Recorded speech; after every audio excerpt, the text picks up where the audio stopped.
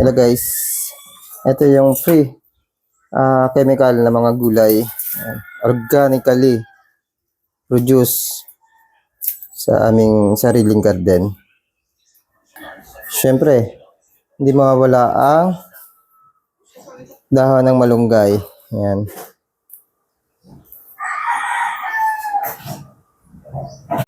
Ito din yung sitaw, ano. Ayan. Sinabi ko nga guys kung bakit ko ginagawa ang ganitong procedure, ganitong paggagarden dahil din sa kalusugan. Ako mismo nakaranas ako ng medyo mahirap na kalusugan. Nagkakaroon ako ng sakit, nagkakaroon ako ng problema sa immune system. Yun ang naging daan kung bakit ako nagsimula na organically or chemical free na mga halaman.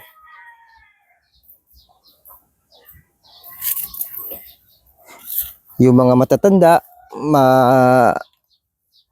mabilis humina yung katawan dahil nga sa mga pagkain. Kaya tayo, meron tayong konting lupa o nabiyayaan tayo ng konting taniman. Kaya kailangan nating ingatan na ang sarili natin. Wala naman tayong basta-basta mabibili na ganitong uri ng halaman, ganitong uri ng mga gulay, ng mga prutas na ligtas sa mga chemical. Kaya dito sa sarili naming bakuran, isipan namin na gumawa ng sariling mga pagkain. Actually, yung mga bigas namin dito, yung red rice, brown rice, black rice, organically din. Konti lang yun. Yung pang sarili lang. Yung pang benta, traditional sa ngayon. Nasasabi natin traditional kasi yun yung pangkaraniwang ginagawa, yung may mga chemical. Yan. May sarili tayong patubig, yan, butas na yan. Mula nung ginagawa namin to na organically yung pagkain, medyo nabago yung aking mga nararamdaman, nararanasan. Actually, mga kaibigan, itong vlog na to, kung huhukayin nyo o sisiksikin nyo o titignan nyo mga unang mga vlog, ang ginagawa kong vlog o ginagawa kong content ay about sa kalusugan, kung paano ko linalabanan yung sakit. Yun yung magpapatunay na meron akong sakit. At ngayon, nakikita nyo naman kung gaano kahirap ang pag-garden. Wala nang hadlang, kinakaya ko na kasi para bumalik sa normal yung aking resistensya. Yun yung magandang benepisyo na nakuha ko sa ganitong mga pagkain. Kaya patuloy na ganito yung ginagawa ko. Kung sakali itong grapes ay mamunga, i-orient ko yung mga magiging bisita ko, magiging beneficiary ng mga bunga nito. Na yung sa ganitong uri ng prutas, pwede nating patubuin, pwede nating pabungahin, pwede nating palaguin sa natural na pamamaraan, organic. Yung mga gulay, katulad ng mga naandito sa amin, kung dumating ang araw na wala na akong masyadong gulay dito, pero yung aming paligid, ang aming bakuran, ang medyo farm, ay nagpo-produce pa rin ng organically, chemical free na mga gulay. Kasi patuloy na gumagawa yung aking kapatid. Papakita ko sa inyo yung ilang pamamaraan kung paano gumagawa ng free chemical na pataba. Yung kapatid ko gumagawa siya ng bokashi. Ako gumagawa ako ng mga fermented, may fermented fruit juice, fermented plant juice, yung labs, fish amino acid. Gumagawa ako niyan kasi puro ganito yan, liquid. Sa mga susunod na video, baka ganun yung pakita ko kapag may gagawin ako. Kasi may mga nagawa na eh. Hindi naman kasi ganun kalakas gamitin yon kasi konti-konti lang din ang sinasama nun sa mga pandilig. Kaya ito yung malimit na talagang ito yung regular kong ginagawa, yung pandilig na binubulok. Actually, yung lupa natin, ginagawa din natin yung lupa, gumagawa din tayo ng lupa tulad nito. Actually guys, dahil sobrang init talaga dito sa atin sa Pilipinas, kaya yung yung maliit na bagong yung ilan linggo na itong tanim, tuloy pa rin dinalagyan ko ng karton kasi talagang mapapahamak siya. Pero yung mga ganyan nasanay na, yung ugat niya ay matagal na, ito kasi ay riniproning ko yan para gumanda. Hinahayaan ko na kaya na nilang i-adapt. Ito, oh yan, yung kinocompose natin, yan ay basura na sa ilalim niyan, kinocultivate na natin, hahaluan pa natin yan ng iba pang mga na-compose. Ganyan yung mga lupa natin, ganyan yung mga pataba natin, idinadagdag natin yan dito sa ating halaman. Ito, kinocompose din, ihahalo natin dito sa lupa, paghahaluin, tapos tatakban. Ang tatakip natin, ito na mismong drum. Tapos dito, ito naman, puno naman to. Haluin natin yan mamaya, haluin ko ng kahoy. Yung kahoy na yan, yan itong halo ko. Ito, puno din to. Ito, susunod natin gagamitin. Hindi ko mabuksan. Yan. Haluin din natin yan. Ito naman, yung gagawin natin. Papakita ko sa inyo. Yan. Ang sangkap natin nalagay dyan, pupunin natin ito. Saan yung ano natin? Yan. Yan, kukuha natin. Ito, tain ng baka, guys. Sama lang natin dyan. Yan. Yan, buo na. Parang ano. Mas maganda nga sana kung buo eh. Kasi juice lang naman ako anin dyan. Tama na yan, guys. Konti lang. Matipid to. Matipid. Konti lang. Hahaluin natin yan. Tapos ito. Tapos pupuniin na natin ng ito guys, yung ubas.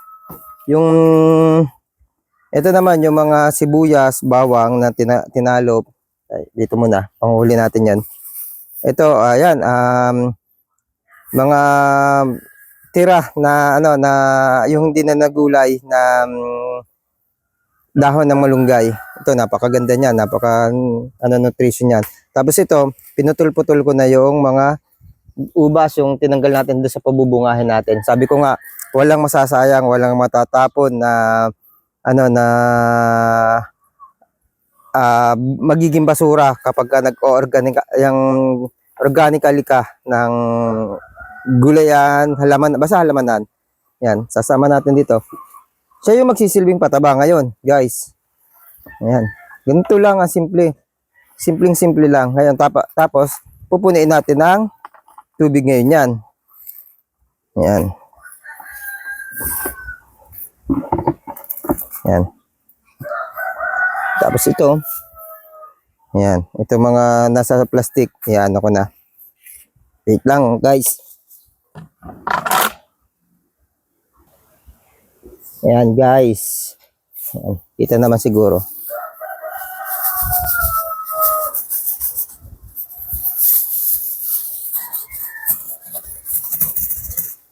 So, sama na natin. Tapos tatapon natin sa ating basurahan yung plastic para dadalhin ng mga magbabasura.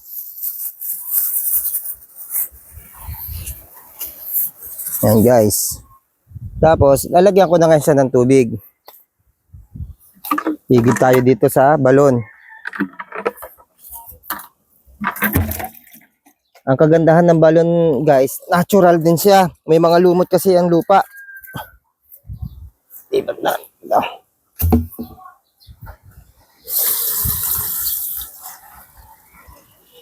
Ayan guys.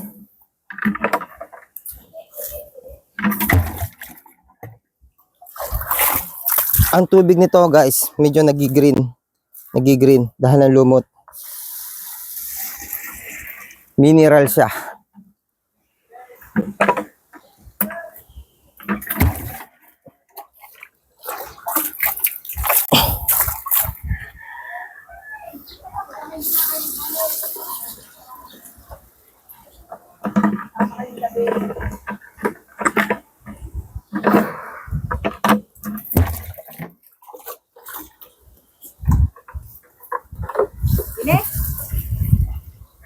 Hindi ko na siya masyadong pupunin kasi meron ako nakita mga prutas ng balimbing doon na nalaglag.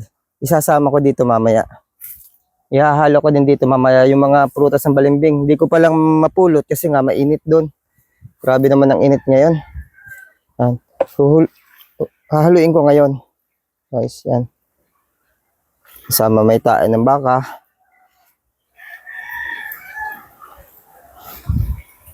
Minsan ang ginagamit ko, kung anong available na materialis guys, yan yung ginagamit ko. Minsan yung ginagamit ko itong baby, yung mga tubo ng saging, yan. Ayan, mas maganda yan sa mga nagbubulaklak o may bunga. Kaya gagawa din ako niyan sa isang araw ulit, Kasi kailangan ko doon sa mga pinabubulaklak o tsaka doon sa may bunga. Meron pa rin ako doon na yung mga bungo, iniipot ko doon tapos tumutubo. Pag tumubo, hindi naman siya lalaki kasi nga nakaalis naman yung bungo. Igagayat-gayatin ko yan. Tapos ibababad ko siguro doon sa isang drum. Bababad ko doon sa drum, hayaan ko siya ng mga 2 araw. Tapos didilig ko. Doon ko na siya hahaluin. Doon na sa may tabi ng may bunga. Kasi doon ko siya gagamitin. Yan, ito guys, ganyan lang. Actually, meron pa itong sa ilalim. May tae pa rin ito sa ilalim. Yung baka guys ay nakaransyo, hindi siya pinapakain ng mga darak ng maluang yung kulungan, yung yung ransyo. Paalpas siya, dumudumi na lang siya doon. Tapos yung pinupulot na lang ng mga tauhan. Maluwang yung yung ransyo. Ilang ektarya yun na nakaalpas doon yung mga baka. Paalpas lang siya. Doon kumakain yung baka sa sa loob ng lupa ng may-ari. Tapos isinasako nilang ganito. Tapos yan yung binebenta. 140 pesos per sack ito, mga kaibigan, guys. Yan. Ulit natin, ginagawa natin ito. Unang-una para sa kalusugan namin, pangalawa para sa kalusugan ng ibang mga bumibili. Actually guys, yung mga gulay nga pala namin dito, hindi ito sa akin guys, yung sa mga mga kapatid ko, maluang kasi yon. Binebenta nila yon sa agriculture mismo ng city. Member sila ng mga nag-organic. Yun. Ano bang tawag doon sa nila, samahan na may sa government. Mayroon silang isang araw na nagbebenta ng mga gulay, free chemical. Kaya yung kagandahan sa amin dito, may mga time, may mga panahon na makakabili din yung iba ng ganito. O kaya may mga dumidirekta dito. Yung mga taga-barangay namin, dumidirekta dito bumibili sa amin.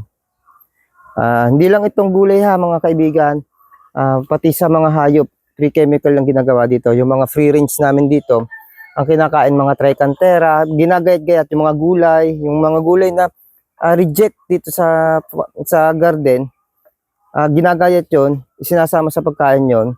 Tapos yung darak, free chemical kasi hindi naman 100% minsan yung sa darak may mabibiling may mabibili pa rin, nabili pa rin minsan pagka nagkukulang, pero kadalasan hindi na kasi kaya nang iyan ng mga darak dito na yung sa mga black rice, mga na naka-free chemical din. Yung mga ganong uri ng black rice at hindi siya kino-commercial ng mga kapatid ko. Pang sarili namin dito magkakapatid, kami yung kumukonsume. Tapos kapag may ririgaluhan, yun, saka lang. Yan to, mga kaibigan, ganyan nangyayari. Yan na din natin tong iba. Basta yung mga plastic natin, wag natin kakalimutan itapon sa basurahan. Meron kaming basurahan, yun yung sako. Yun. May lagayin ako ng basura. Naka-anian. Yan. Nakataas, May talaga ako. Ito, itsura ng aking basurahan. Yung mga hindi nabubulok, diyan ilalagay mga plastic. Yan yung pinapadala namin sa mga magbabasura.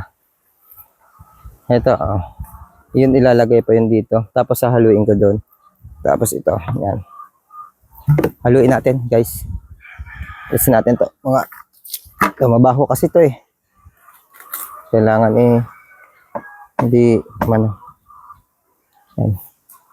Ito guys, haluin na natin to.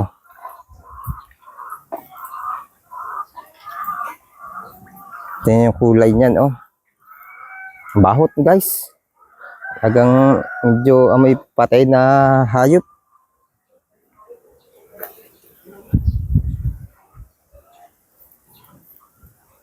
Yan, guys. Lipat natin dito sa kabila. Saka malapot. Kaya kanina, ang ginawa ko, dati dinidirect ako to. Kanina, ang ginawa ko, yung drum na naandun, yun yung drum na yun. Isa nito, isang ganito, isang timba. Tapos, na fertilizer. Tapos, pinupuno ko ng tubig. Dalawang timba ang linalagay ko sa isang puno. Ganun yung procedure na ginagawa ko ngayon.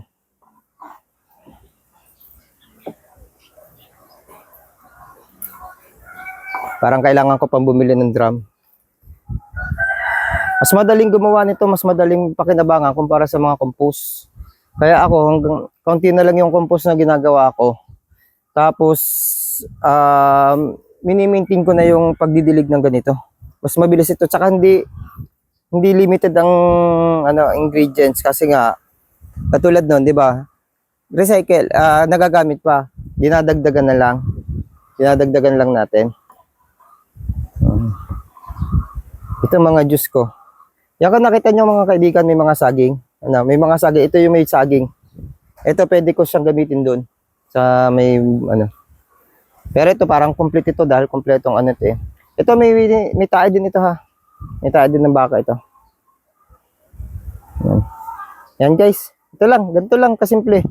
Ang pre-chemical, organically, 100% organically produced na fertilizer para sa mga halaman. Lalong-lalo na dito sa aking ubasan. Nakita nyo naman kung gaano kalago yung ubas ko.